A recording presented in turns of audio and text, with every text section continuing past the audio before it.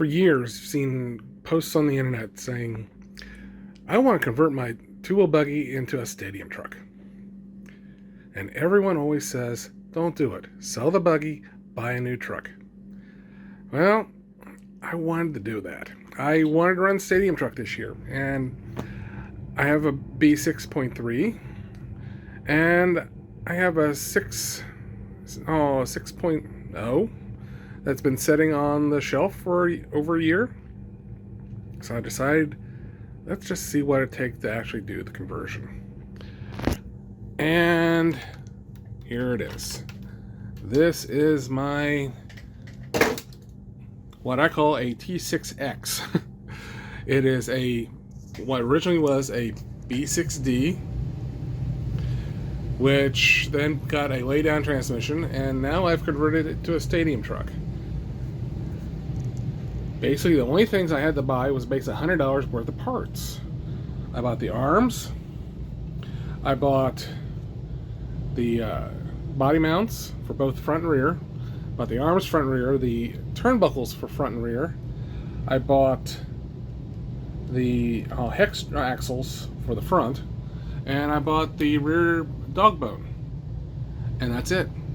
That's all I needed to make a technically legal stadium truck, because the buggies and the trucks use the same wheelbase, so the same chassis can work. I have just the buggy side rails, but I mean everything else is pure buggy, even the shock towers and the shocks. Now everything bolted straight up. I mean everything, arms, turnbuckles, dog bones, axles, these all were direct bolt ups, no modifications. A couple things I did have to deal with though was with the rear body mounts. The height, there's 4 holes, top hole and bottom hole, they were spaced right, but the holes side to side were not. Truck is a little wider with those holes than the buggy is. So what I end up having to do is, if you can see, is I cut out, there's a little bracing that went between the two sides. I cut that bracing out, and these bolted straight up. No further modifications needed for the rear. The front, there's actually holes drilled in the shock tower down here for these body mounts to go through.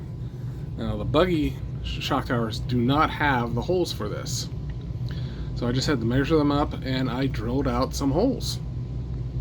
Drilled out 2 holes and like 4 millimeters, and then the front body mounts bolted straight up, and as you saw, the body goes straight on it.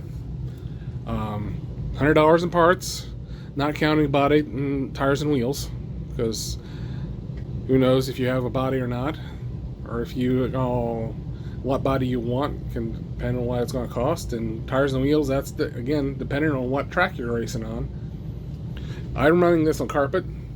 So I'm thinking, since I raced this B6 on carpet before I got the 6.3, that I thought maybe the lower body, the lower center of gravity you'd get with the smaller shocks, mounted lower, tilted in more, would give an advantage that you wouldn't have otherwise. And I may actually have an advantage there, because when I took this thing out last weekend racing it, I turned the same number of laps with this truck as I did with the 6.4 or 6.3 buggy. And this is the first race out for this thing. I did put in a couple hours, well, maybe 3 hours of practice at a different track, and then another 2 hours at the track I raced at over the weekend. But I'm really pleased with how this truck is running.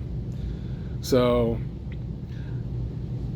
I'm quite happy. I'm going to stay with what I got. I'm not, if I wanted to do the shocks, I can move the rear shocks to the front and take the front shocks apart, rebuild them with new bodies and new shafts to make the longer rear shocks, and replace the shock towers.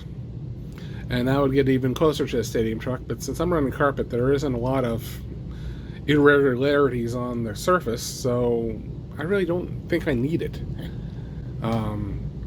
I am toying with the idea of making a set of shorter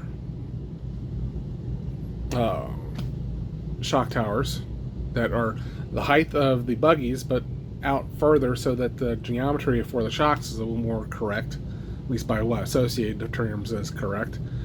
But I don't know, I might keep running this as it is.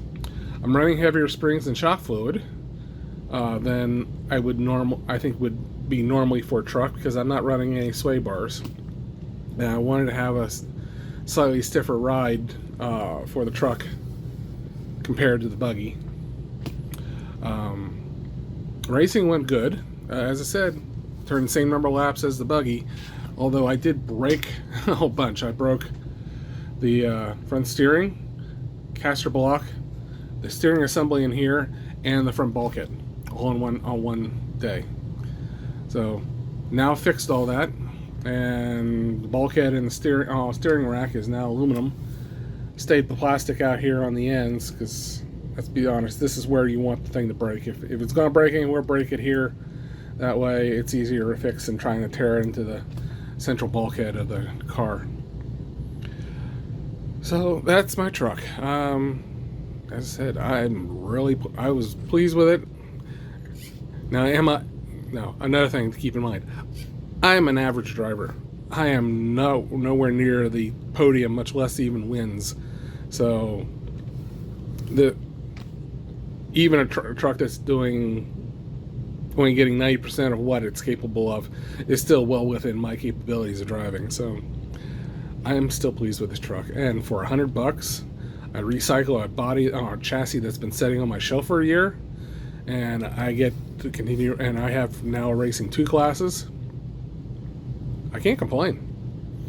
So if anyone tells you don't convert a truck, well, if you're a top tier driver, yeah, it's good advice. If you're just an average driver, consider it.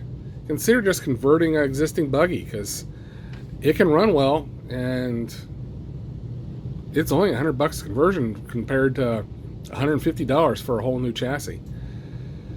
And if you already got parts with the chassis you got, that's parts you don't need to buy to replace for whatever else you're going to. So keep it in mind. That's all I wanted to share today.